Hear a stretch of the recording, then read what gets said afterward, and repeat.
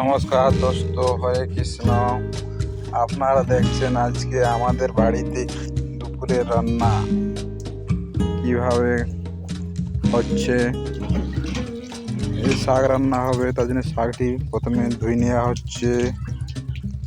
এবারে শাকের পর হবে আলু পিঁপে দিয়ে তরকারিটি প্রথমে ভালো করে ধুয়ে নেওয়া হচ্ছে।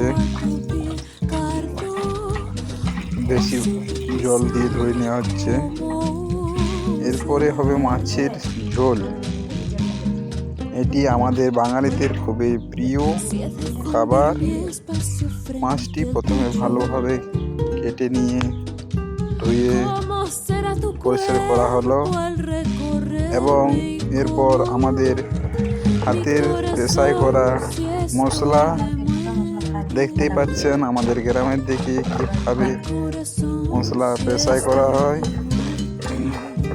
জাস্ট ভাত হয়ে গেছে আমাদের, এবারে তরকারি রান্না হচ্ছে। দেখতে পাচ্ছেন আলু পিঁপে শাক খাড়া দিয়ে তরকারি হচ্ছে।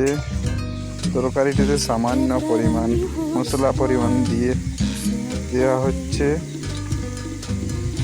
এবারে জাস্ট সব কিছু কমপ্লিট হয়ে গেছে বন্ধুরা। এবারে ভাত বাড়া হচ্ছে।